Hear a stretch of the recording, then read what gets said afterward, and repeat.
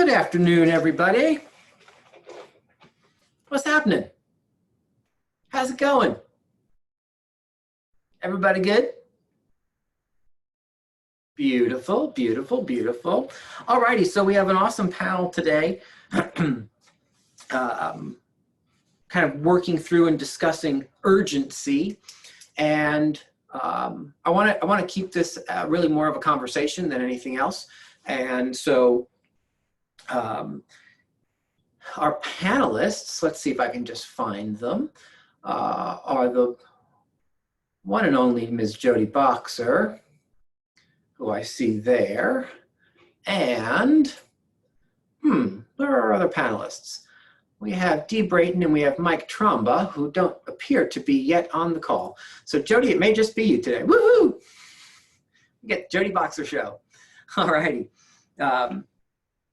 So the whole, kind of the conversation around urgency really kind of rests with actions and activities, right? And what is it we're doing with our buyers and our sellers and with ourselves to make sure that that we're creating the urgency that is needed to move things forward.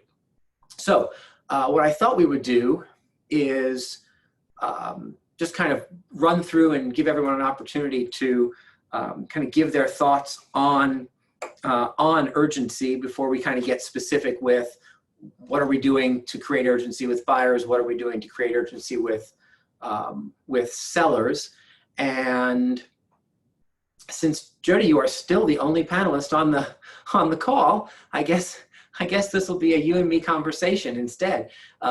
So give us kind of your intro. I'll unmute you for your thoughts about kind of what that why is urgency important and what does it look like? Hey, okay, hey, Rick, so just sorry to interrupt. I've been getting a little bit of a few messages here for people trying to join, and it looks like we just had a bunch of people that just came in. So just a heads up on that. Okay, well, we're gonna push forward and start. Cool. Go ahead, Jody. okay, so what was the question? So it's just kind of to open. Why do we need to create urgency? Conversation. Yeah. Why is urgency important? You know, before we dive into specifics on buyers and sellers, what do you get with urgency that you don't get without it? Well, it's just a matter of, well, do you want to make things happen, or do you just want to just keep your fingers crossed and let the dominoes fall the way they may? I know it's come up several times that you said back in the beginning, don't be so quick to give up on your 2020 goals. You know, there's business out there that's going to happen. How do we take our share?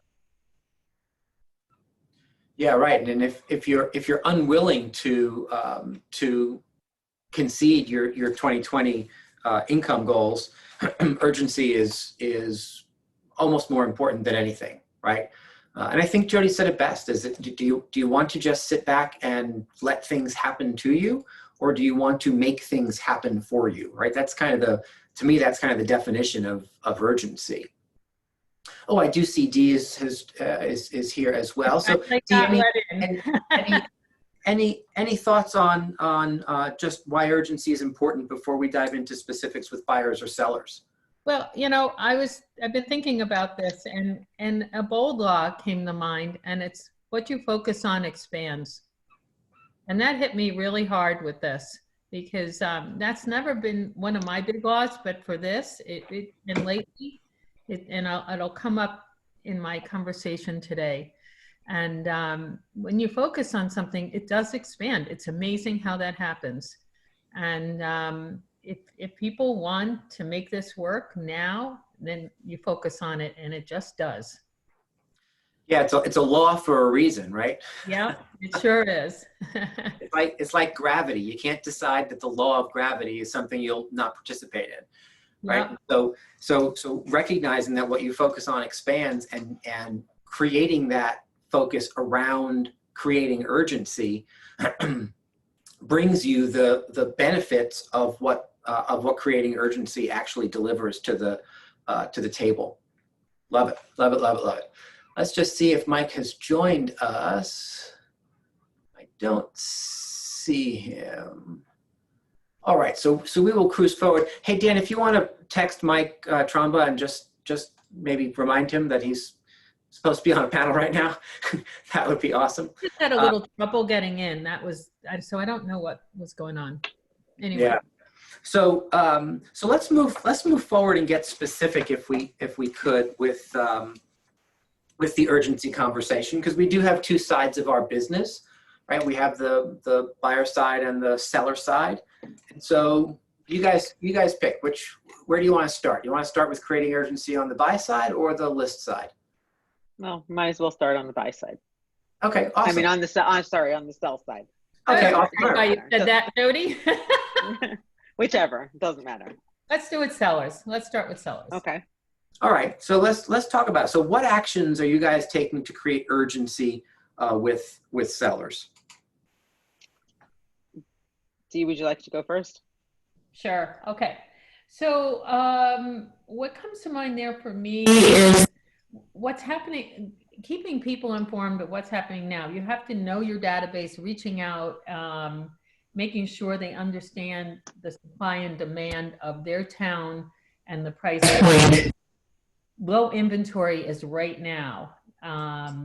It's the time to list, or if they are listed, repositioning them, whether it's a price reduction, it's do it now, don't wait. Right now, the shift is happening. I'm turning lemons into lemonade is the way I'm putting it to people. I'm planting seeds with them to begin the beginning. I'm seeing, how do I put this? Bidding wars with rentals, which is crazy to me. It's just really, really crazy, and getting really high prices on things where I had some of my colleagues calling me saying, you're priced too high. And then I got way over that on rentals. With that being said, I had a house, because of that, I reached out to them, and they're going to be putting their house on the market, and it's the luxury end. So we're going to start to see luxury homes going back on the market, and they are going to sell. And we have people coming up, and I think we're going to see a real shift in towns that we saw slow markets that are going to change, and reaching out to those people and having those conversations. So reaching out to your sellers now that maybe sat in the past, and starting those conversations and getting things moving. Using the SPA, strategic positioning analysis. And as a result of that, the buyers for the property that fits the New York City retreat escape that we've heard for years, they'll get that New York City buyer up here. Well, that's what we're going to start to see. So There you go. take advantage of it. Now's the time. I think for 20 years I've been hearing the perfect buyers for this house are that gay couple from New York. Well, maybe they're finally going to get here. Exactly. They're arriving. I think we've been waiting for that gay couple from New York literally for 2 decades to arrive. And so I think they finally had it. And cash in the pocket too. There you go. There you go. What else? What else? Jody, what are you doing to create urgency with your current sellers? Okay, so first, I always want to find out what their motivation is. Yes. And, if they really do want to make a move, and they want to know, should we be doing it now? Of course, the answer is going to be yes. I just need to figure out what's holding them back. And I'm going to share a little bit of a secret with you. Many of you know that I really I like numbers. My secret is, whenever I go into a listing appointment, I get really nervous. To me, it's almost like getting ready to go on stage for a show, to perform. And I get very anxious. So the more I feel comfortable knowing my numbers and knowing the comps and knowing what's going on in the market with that preparation, it makes me a lot more comfortable. So we do talk about numbers. We talk about supply and demand. Like if I'm talking to somebody who's in business, most people could understand that low supply is going to give the sellers less competition. Right now, inventory is so low with far fewer listings coming up. We're so fortunate that Rick leads us with a lot of the numbers. Certainly, we could pull them ourselves or just tune into Rick every once in a while when he does them. So for example, where is it? Rick's numbers for listings taken in April in Fairfield County was down 62% compared to last year, yet the under contracts were down 13%. So it proves that buyers are still buying, but there's less for them, each one of them, to choose from. We just pulled some numbers, and the numbers are pretty similar. If I look at Stanford single family homes, and I just looked from April 1st to May 13th this year versus last year, and they pretty much still follow those same kind of numbers. So, you know, with 62% less inventory, wouldn't it be great if you were a seller and all of a sudden your inventory, your competition was cut by 62%? That's amazing. So we talk about that. So know your numbers. That's my thing. Know your numbers, and that helps you create the urgency that you do need to create with the sellers. Buyers are out. There's not enough inventory to buy. We'll talk about this on the buyer side and what to do there. But as a seller, that leaves, again, the buyers are out, there's less competition. The other thing that's holding a lot of people back is that we're in a COVID environment. So they just don't know, like, oh my gosh, how am I going to let people into the house? What's going to happen? How is this all going to work? And it's really assuring them that there is a protocol in place, that we are doing as much as possible to show as much as possible with great photos, we do floor plans, because people really, that's something that people, it's good for them to see that. They don't have to come into a house to see how the floor plan lays out. So we would like to use floor plans.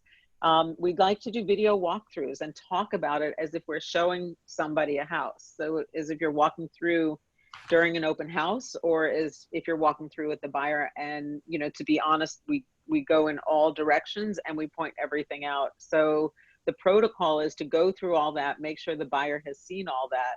And then once they've seen that, if they want to go in, then the protocol is masks, gloves, hands in pockets, don't touch anything, lights on, doors open, and things like that.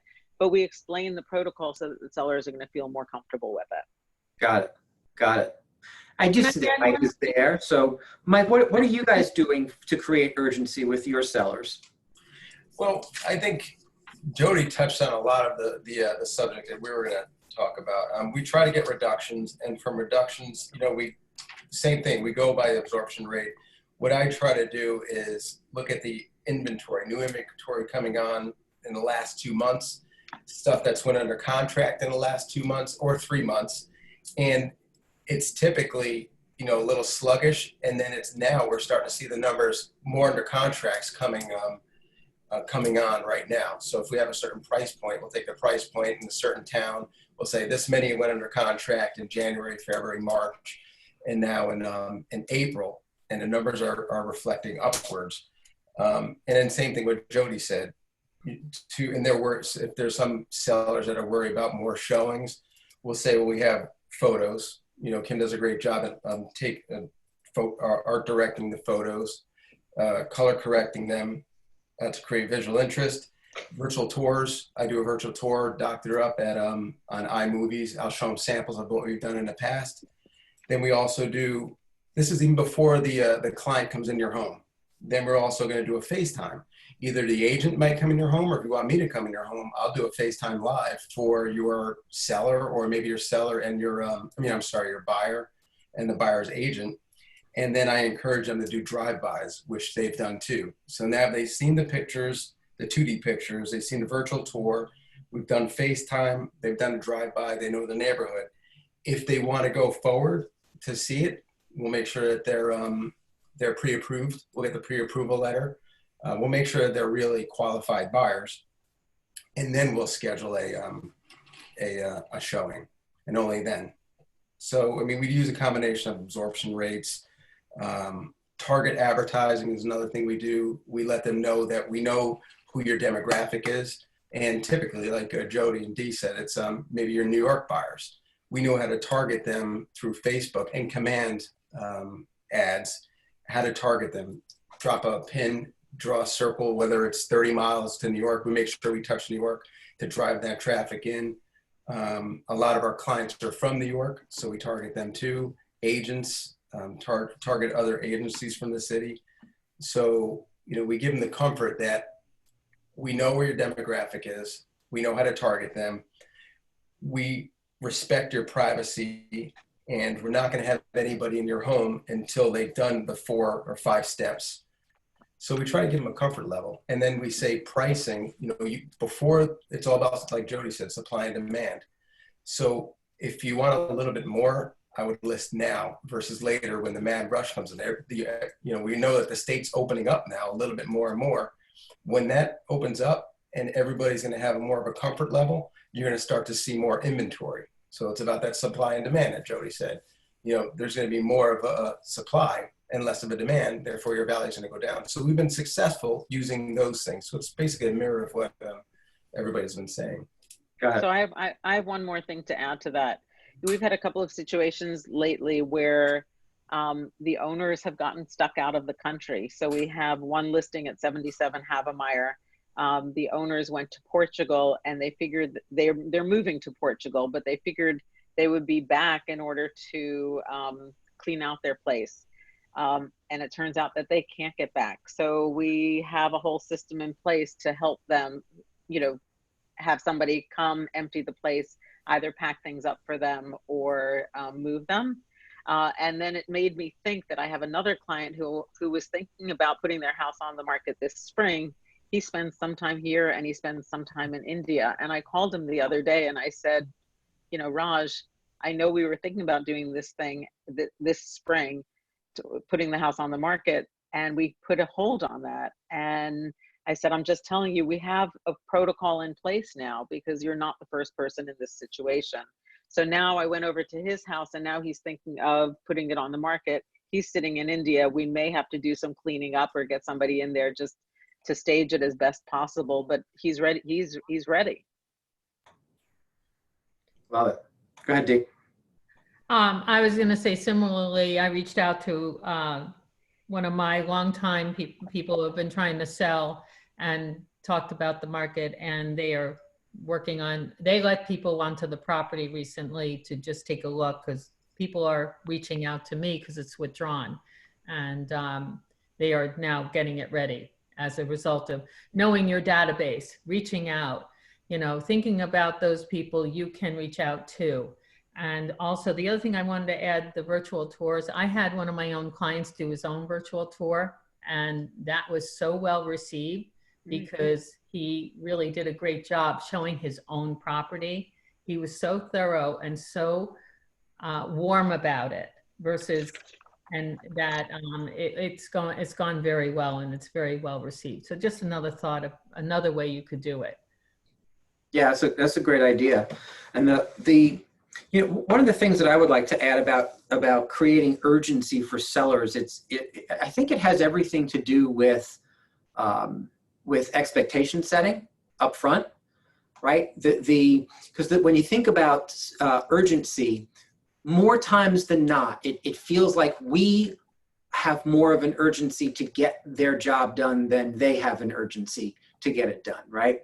And so my thought would be if we're taking the proper steps up front to set proper expectations, they start to develop their own sense of urgency, right? I would challenge each of you that what action could you take from the minute you take your next listing to have the client call you at day 22 and say, Mike, you didn't call, but I thought we were supposed to reduce the price if it didn't sell in 21 days.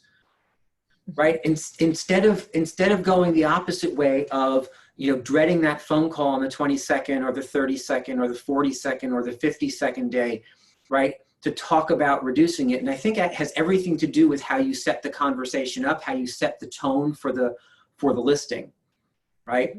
I think we've got to get really on purpose up front to light that fire underneath the sellers so that they're taking more of the stand on urgency. Trust me, we have to keep reminding them. But if it's the first time they hear about urgency 60 days in, you're a little bit screwed at that point, right? Are we recording this? We are. So you're a little bit well, screwed is really the right word. So And so I'm curious, just from an urgency perspective on the seller side, before we flip to the buyers, what is that stand that you guys take in terms of pricing? How do you set that stage, and how do you have that follow-up conversation to create a successful, not have to necessarily arm wrestle moment 30 days later? We use the 2-week rule. We'll price it. Of course, it's always higher than I want to price it. And then we'll use a 2-week rule. If it sits on the market for 2 weeks, and you have that flyer, if it sits on the market for 2 weeks, you have a lot of showings, no offers, you got to reduce it by whatever, 5%, whatever that percentage on in front of me. If you have no showings, you reduce it by another, or no showings at all, you reduce it by another amount of percentage. It's just setting expectations going into it, and also putting dates behind it, or a timetable as well behind it. And in conjunction, there you go. That's the one. Thank you, Rick. And behind that, I would keep them updated. If properties have sold or went under binder, I would send that to them.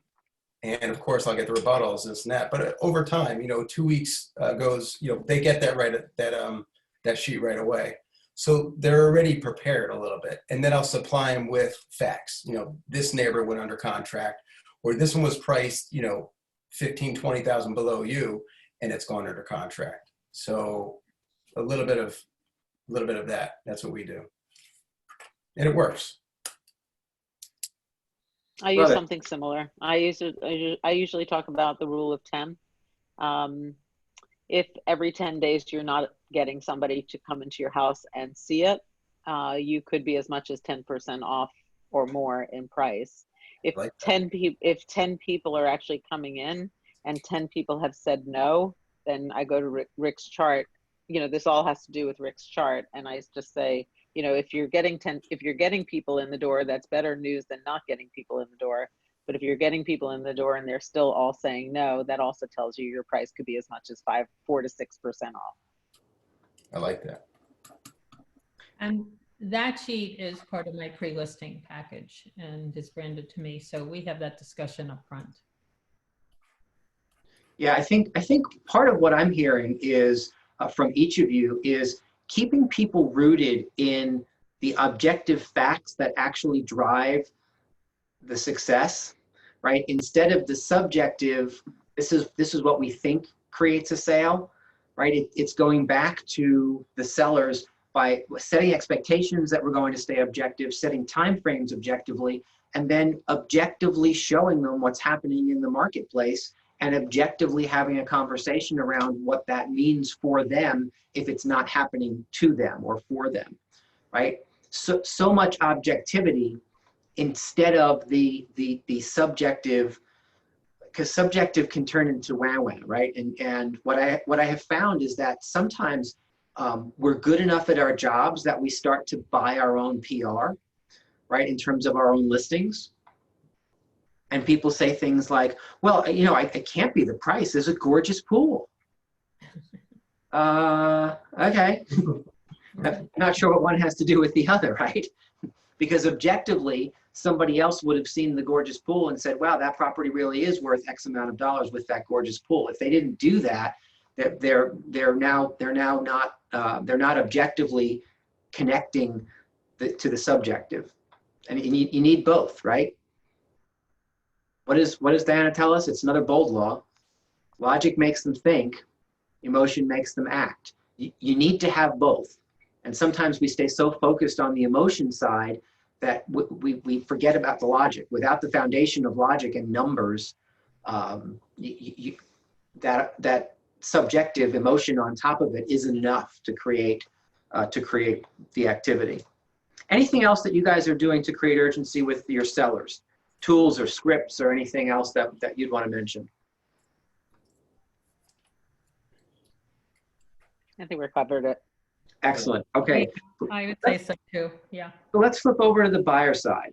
Again, kind of the same question. What actions are you taking right now to create urgency with your current buyers, right? You all have buyers who are actively seeking properties. What are you doing to help them pull the trigger right now? So if I had the choice, Rick, can I have you just flip over to Jessica on this? I mean, Jessica and I discussed it, but she really is working with the buyers all the time and Yeah, has a sure. very good sense. Hey, Jess. Hey, Rick, do you hear me? Yes. Great. So it's just more of the same. We can't see you though. We can't see you. Oh, I can see her. Oh, I you can? have two, Jody. Yeah. Oh, got it. Okay. Got it. Sorry. So it's more of the same, but it's not as good on the buy side because I'm sharing the same numbers, and it's kind of like, oh, I'm really educating them that the new listings are lower and contracts are still happening. So there's other buyers out there, and a lot of buyers, and they need to know that they're not the only ones. A lot seem to have this feeling like, oh, well, we're going to go out and get the opportunity to buy a house right now. And I'm like, oh, wow, it's not there. And I do share my personal experience that I've seen multiple offers in all the price ranges in a lot of the towns. But I share how I'm on these calls with other agents and everybody's talking about it. And really that with the rates being so low, it's a great time to take advantage, of course. The big thing is, it's important to share with the buyers that, because when they'd like something and they want to see the comps, I'm like, these comps are all non-COVID comps is really how I've been saying it. Like the numbers aren't going to show really what people are paying for properties until we're 2 or 3 months out from this. And so I find that educating the buyers the same way as you are with the sellers, with the numbers, they're like, oh, wait, what do you mean listing? The prices are down. I'm like, oh no, they could potentially be going up. And they're really interested in hearing that because they think they're the only ones. Tons of buyers are leaving the city. I've had people I've been talking to for a year or two. Oh, we're thinking about it, and they're calling and they're like, oh my God, I'm home with the kids. We need to rush this. Or even like buyers that are here in Stamford with small kids homeschooling, they're like, enough is enough, so it's really, I think it increased urgency. Everyone's feeling it naturally. And so you just talk about that and they're like, yeah, we're feeling that. So that's what I'm seeing. Yeah, I love the idea of using the environment, right, to your advantage, because the environment for some buyers is like, okay, I need to be in a house like yesterday. So how are we doing this, right? Yeah. Love that. What else? So I'm going to jump in. One of the things I think is even more critical than ever, and that's knowing your buyers and what they want and need. I was talking to an agent who was showing 14 houses over the weekend, 14. I mean, I don't even know why it would do that to begin with, let alone during COVID. But that being said, I'm not going to judge anyone else. That's what they wanted to do. And then matching and talking with listing agents to make sure that we're matching even better than ever, because taking people's health into your hands at this point, and if you're going to take them out, like I'm taking people out this weekend who are coming from New York, I'm going to show them 4 houses. I sent them, I don't know, maybe 10 or 15, and we narrowed it down to 4. That's it. And you really have to listen and narrow it down and know them better than ever. This is critical right now, more than ever. So taking the health into account and knowing that people in those houses are as concerned as you are, as the people are coming up, everybody. And you want to be aware of that and match it and get it done. Yeah, so what I'm hearing you say, Dee, is that like the needs analysis is kind of, whereas perhaps we let it slip, some of us let it slip in terms of importance, that needs analysis is now really more important than ever. Yeah. to limit the, I think statistically, most buyers find the house that they're going to buy in their first 2 times out with 4 to 5 properties at a time. So in those first 10, most buyers are actually finding the property that they will end up purchasing. Sometimes we go and show 30 more houses on top of it only for them to buy number 8, right? And so but the point being there, if you're setting different expectations up front, you know, how many of you are using a script like, you know, I'm so excited to head out with you, Mr. and Mrs. Buyer. I have found that most of my clients find the home that they're going to purchase in the first 8 to 12 houses that we see. I'm certain, however, that you'll be above average, right? And plant the seed that it only takes 8 or 10 houses for you to go and find the house that you're going to. I fear that some of us still live in that world of, don't worry, take your time. I'm here for as long as you need me. You know, no worries. I'll show you 97 properties because that's what I'm here for. Guys, that doesn't help them. It certainly doesn't help you, but it doesn't help them. They're frustrated by that. They don't want to shop. They want to buy. Motivated buyers don't want to shop. They want to buy. Mike, what are you seeing? Well, what we try to do is manage their expectations at like the first round of showings, or the first couple of houses. We'll go through a house, either Kim or myself, we'll take a lot of notes. We'll say, okay, what do you like about this? After we leave the house, we'll get outside and say, okay, what did you like? What didn't you like?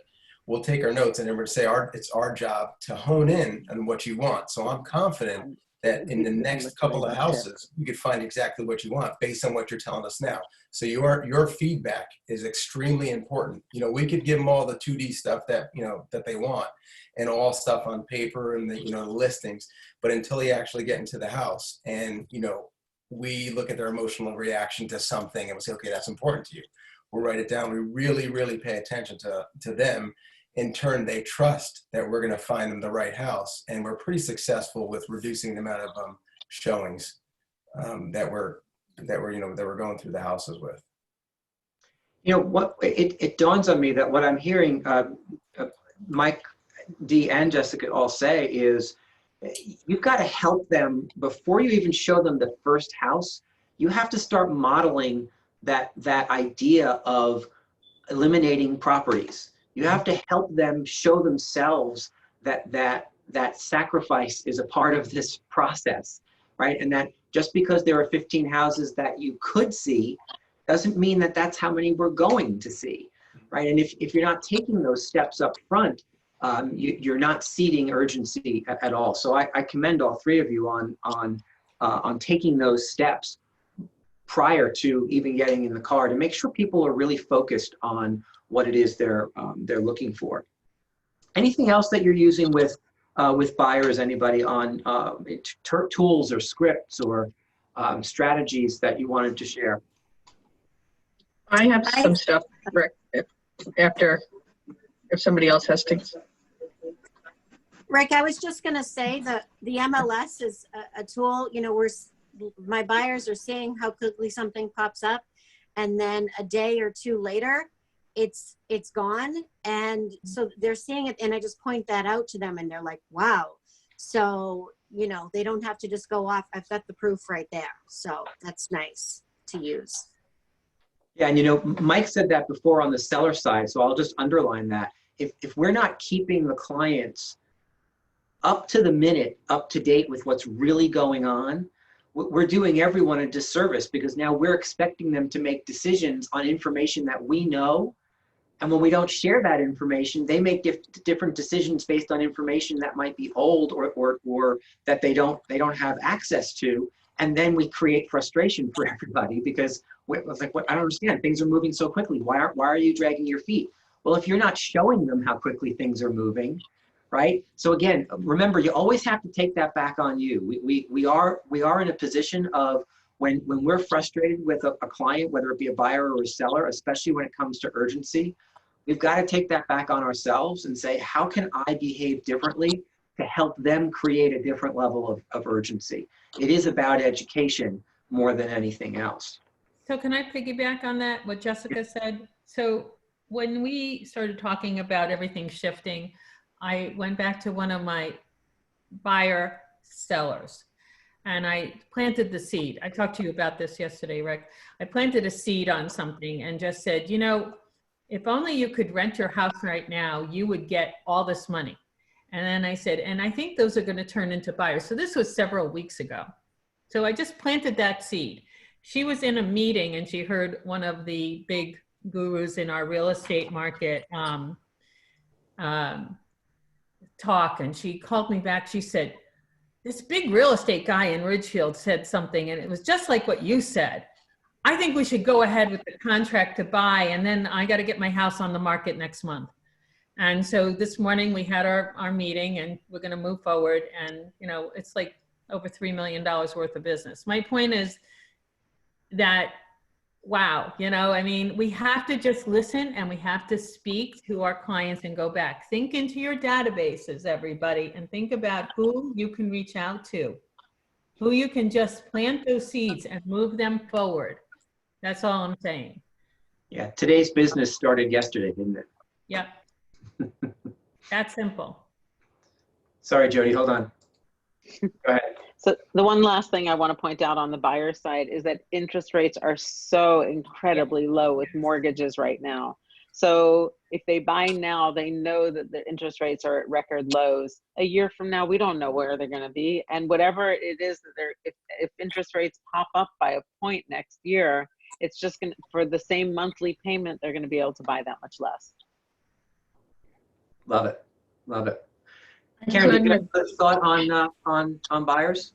I have lots of thoughts on buyers. I have found that you have made it so easy for us as mortgage brokers to qualify the buyers. I mean, we tell them straight out, listen, no seller is letting you in without this, you know, without us looking at your income and savings. So there's no question as to them getting pre-approved anymore. It's amazing. I mean, they've learned really quickly and you've taught them. And we're also educating them based on what you're all saying on how to go about doing that they don't have to go into every house. They can look at them online. They can drive by to see if they like the neighborhood. So they're not forced to go into any house that they don't really want to see. And they don't have to worry about getting the virus, and that you've taken precautions on how those showings should be handled. So you've made my job really easy, and it's easy to support you throughout all of this, because you've really educated every buyer that's come in our, you know, come on the phone or through a Zoom meeting on how they need to go out house hunting. And the sellers too. I mean, we use the same information with the seller. So we're backing you up every step of the way. Love it. Thank you for that. And thank you for everyone for really holding the line on those pre-approvals, right? When you think about it, that does create urgency for people, right? Because if people aren't willing to prove their ability, there's probably not a reason for you to be spending time with them on a Saturday afternoon, gloved and masked, right? It's one thing when we were just simply wasting our time. Now you may be putting your health at risk by wasting time with people who are not motivated. And that's different. That's different. And so I commend you for all of that. Can I throw one more out before we move to the next question? What time is it? Oh, we got plenty of time. One of the things that I've noticed, I've been working with a number of people in the last week or two, and I noticed that when you understand the DISC, right, what do you know about 70 or so % of the population? Are they relationship-based or task-based? Relationship. Right? They're relationship-based. About 70% of the population are relationship-based. And relationship-based people tend to be more outwardly emotional and tend to take things more personally than a task-oriented person, right? And so 3 out of the 4 people, whether they're sellers or buyers that you're working with, tend to have that behavioral style. Whether it's your behavioral style or not is not really relevant. If it's theirs, I just want to remind everybody that you have to meet them where they're at, right? And so for, as someone who is not that, I have to constantly remind myself that 3 out of the 4 people that I talk to in any given day don't view things as objectively or as black and white as I do, right? And I have to remind myself that emotion can kind of creep on in with 3 out of the 4 people. And that the phone conversation might be a little longer, right, with 3 out of the 4 people. Here's my point. The only way to help those people understand that a real estate transaction is objective, right? That's just a factual statement. A real estate transaction is objective. There is subjective that gets wrapped around it, but a transaction itself, the word transaction is an objective word, right? If you were just judging the word transaction. So the transaction itself is an objective experience. And if we're not helping those people who tend to operate in more of an emotional space, recognize that we're going into a space that is really more transactional. It's really more black and white. It's really more you'll say this, they'll say that. We'll don't take it personally. You're not helping them. And I say this from an urgency perspective because some of you, when I'm describing this, are thinking to yourself, oh my goodness, yes, the last time I didn't do that, how much time did I have to waste kind of doing the hand-holding portion, where if I had set better, clearer expectations up front, knowing that this person might tend to take things more personally, we could have saved time, effort, and energy and gotten to the point faster. Whether that's a transaction that comes together or not, we can move through it faster if we recognize that we have to meet people where they're at and not expect people to just know that if we're not setting expectations that a $5,000 gap in a negotiation really means, $30 a month, right? If we're not setting those expectations, they don't know that. And so in our head, we're thinking, okay, you're digging your foot in for $30 a month, except we haven't gone through that process with them.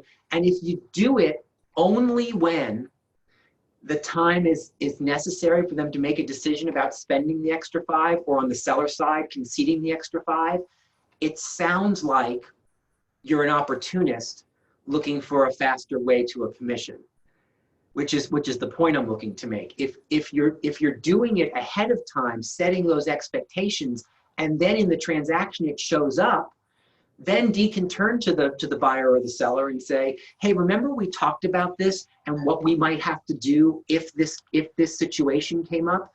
Then you look like a freaking genius because you predicted the future and you already told them how to handle that scenario when what you predicted might happen actually comes true. And you don't look like an opportunist looking for a fast commission. You look like a skilled professional who started guiding them even before the situation came up. So I just want to throw that out there because I think it's really an important thing to remember, that expectation setting based on who you're talking about is massively important. Thanks for letting me get that off my chest. Whew, it feels good. All right, so in our remaining minutes, I'd love if we could spend some time talking about actions that we're taking to create urgency for ourselves. Like what it's one thing to use scripts and all these tools to help create urgency for buyers and sellers. What are we doing? What kind of actions are we taking to help create urgencies in our own businesses, with ourselves, with the people around us? How are we pushing forward on that? So I'll just go back to what we said earlier, what we've been saying. Don't be so quick to give up on your 2020 goals. And with that mentality, I think it just helps you drive forward. I have spoken to a lot of agents over the last couple of months now who all say, oh my gosh, it's so dead. It's so dead. It's like, and it's really not. So I'm pleased that they're all thinking that, because let's just go after that market share, and that's amazing to have. The other thing is, I want to just stress, there's always change in business. No matter what year it is, no matter whether the business is good or bad or prices are going up and down, there's always change. So have we changed the way we do business? Absolutely. But there's still business happening, and it's how fast can we adapt to that change? Yeah, I love that. You know, it's interesting to me. Gary said one time in the last 8 weeks on the address to the company on the 16th, he spoke about the health concern foundation of this shift one time. And ever since that, he just talks about a shift in business, right? And so Jody's 100% right. Like, that shift in business it comes regardless, right? Just because this is the foundation of this is a little bit different, we were likely headed into a shift anyway. So we just had to put the blinders on and move forward. What else? What else are you guys doing to create urgency in your own businesses with yourselves? I mean, just like when I wake up, I'm like anxious and I want to just get things done. So we sort of have like a plan of attack ahead of time. And we know what we're going to do just before we sit down and do it. So Kim writes out like a list. We go over it in the morning. We have a morning meeting. We have a morning meeting with a team. And so it sets the pace for the rest of the day, and it sets the expectations for the rest of the day for myself, for Kim, for Danny. And we always, like you're driving the ship, you have to know where you're going to go, you know, where the end result is. So we always try to push forward, you know, and just get tasks done that will push us forward. Like early on, I kept on saying my mission in life is to get reductions, because I saw the trend coming. We had like, I don't know, 5 or 6 properties on the market. All those properties got reductions, all but one have sold so far. And we have new ones coming on, and I'm proactive about having a conversation. So all that stuff keeps us going, you know? So it's just know where you're going and always have a plan in place. Otherwise, you're just going to flail around the wind. Yeah, awesome. I love the idea of a plan, right? So it is always about what strategies are we employing, right? Where do we want to go and how are we getting there? What else? So I'm a solo agent. The other two people are team. So, and I am alone here with my dog, Callie. And Callie's getting pretty sick of hearing from me. So every night I have my list, like Michael has his list with, I have my list. I make it the night before, and I love crossing things off the list. I get up every day, I get dressed, I'm ready to roll. And, you know, I just stay focused. Focus is my favorite word, has been for about 3 years now. And I just stay focused on the list and what I need to accomplish. I try to stick with the 20-80 rule. Hard to do that when you're alone here. Hard to leverage. I'm doing the best I can do with the leveraging. And I am shifting how I do things, like doing things like Facebook Live has been a very interesting shift. You know, working on command and, you know, doing different kinds of social media, working on command, all of those things, adding those into my day. So it's fascinating, keeps me busy. You know, and what I'll add to what the what our panelists have indicated about that is, make sure that your plans, your lists, your strategies, make sure you're looking at them and asking additional questions around them. Make sure they're as specific as possible, right? Do the deep dive. I make a list as well. It usually happens when I'm on the treadmill in the morning, and so I'm making that list. The first challenge, of course, is reading it after I finish. So once I've translated the list, I do a deeper dive. I remembered I had to do X. Okay, is that, so I'll write next to it 20 or 80. Is that something that has to get done right now?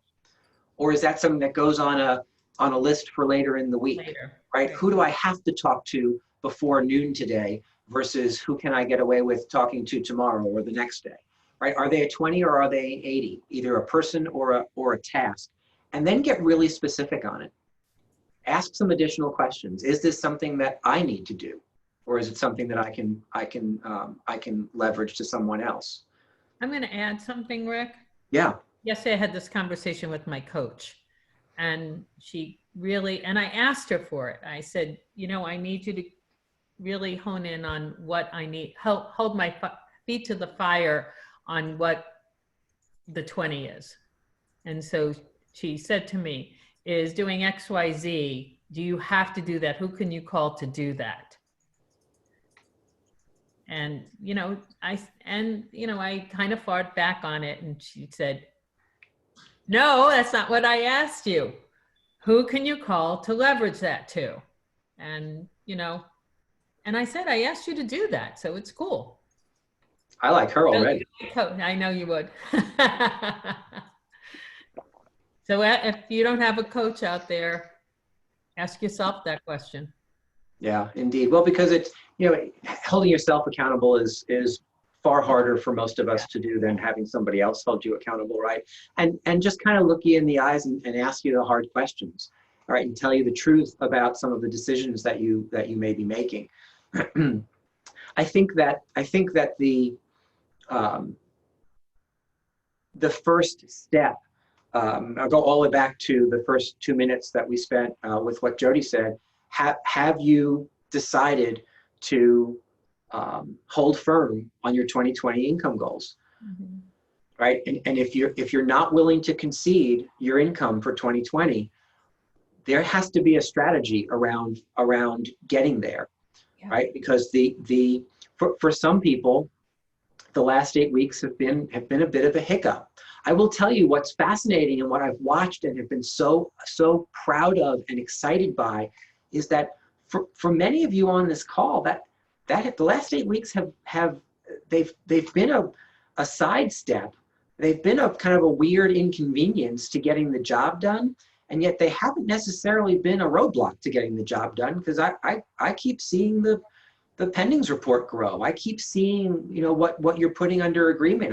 I keep seeing the properties you're putting on the market. And so I commend so many of you for really keeping your eye on that urgency ball and pushing forward and not allowing the idea of, oh, well, the governor said we have to stay in our houses, so therefore I guess we all just have to be poor and eat cat food for, you know, Deb Linke was telling me recently that in the beginning of this whole thing, she couldn't even find cat food. So you couldn't even eat cat food. Ew. Oh, Ew. Right? But the idea of staying so focused and waking up every day saying, okay, what urgently has to get done today to create an opportunity for me to have a closing? Right? How can I help this seller get to the finish line? How can I help this buyer get to the finish line?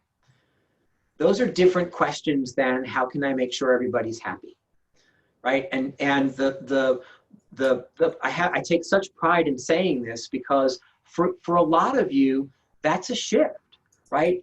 For a lot of you, not necessarily keeping people happy as your first priority is a shift in how you're running your business, and recognizing that not everyone's going to be happy in a shifted scenario, and yet they're counting on you to get them across the finish line, and that's what matters, even if they're not as happy as you want them to be, and being okay with that. That's as much as a bonus to creating urgency or a necessity to helping people create urgency as anything else we've talked about. Is you being okay with that. I didn't say don't give good customer service. Don't get off the call and say, well, Rick said we shouldn't be good. I'm not saying that at all. What I'm saying is the focal point of getting people over the finish line in a market that is not just roaring, it does require you to be different and take a different angle. And a lot of times that angle is being firm and objective, right, for their own good. And for some of you, it's harder to do than others, right? And that what all that means is for those of you that do that naturally, you need to stay in that pocket and remember to be human every once in a while too, right? That's your challenge. And for those of you who that doesn't come as naturally to keep working that muscle, because for the next 12 months or so, minimally, you need to keep growing that muscle and building that muscle. You will get further faster. And here's what I've learned. People will respect you more from when you help them cross the finish line, even if it was hard, then they will respect you for staying on the happy side, staying on their you're not pushing my buttons side. Remember, they hired you to push. That's what they hired you to do. If they didn't think they needed to push, they could do it themselves. They wouldn't need you. They hired you to push them across the finish line. Anything else before we finish up? Any last thoughts about creating urgency with sellers, buyers, or for ourselves in our businesses or our team members? Anything else you guys want to share? We can run through all four of you. Anything else? Any parting thoughts? So I'll just share one last thought. This is one of those rare times where it's an amazing market for sellers and it's an amazing market for buyers. We don't know where prices will be a year from now for buyers. We don't know where interest rates will be a year from now. It's hard to believe that interest rates will be any lower. And certainly, it's more likely that once things settle down, that interest rates will start to tick up. So it's a great time for buyers to buy.